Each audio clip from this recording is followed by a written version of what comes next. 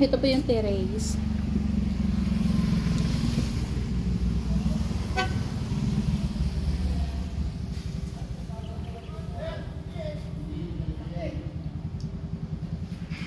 Ito po yung ground floor. Nandito tayo sa second floor ngayon. Ito yung common CR. Ito din po may built-in cabinet na.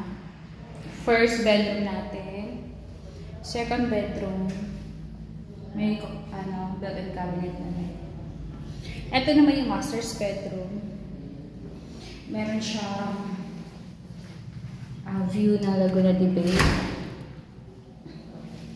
May built-in cabinet na rin po. Yes, meron din po siya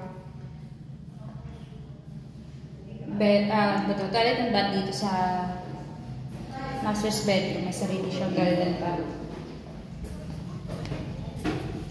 Sa baba. Siya sa baba. May dandahan ka. Hawak kasi. Tapos mayroon pang ano sa taas. Rooftop. Rooftop. Buo yun. Malaki. Kung may pahinga ang kadula, meron pa ito. Ito yung living and dining area. Malaki yung lupa nito, ma'am eh. Oo. Ito yung kitchen. Tapos may CR din dito sa baba.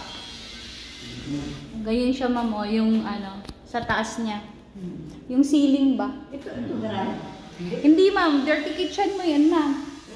Dito, or laundry area mo pala. Ito nga, sinabi ko Ito, laundry. Yan, malaki. Tapos, Apo, dyan po yung garahe, sir. Yan yung pinaka-garahe. Dalawang car yan, sir, kasha. dito sa garahe. Oo, dalawa yan. Tsaka may dirty kitchen din. Tapos yung tapat natin, ma'am, gazebo yan. Yan. Hindi, ano ibig sabihin niya, ito, dapat laba. Dyan na lang. Oo. Dito na lang.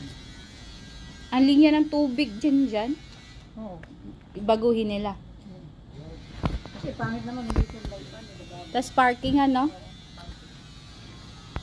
Set mo na lang sa akin yan. Apo, ma'am.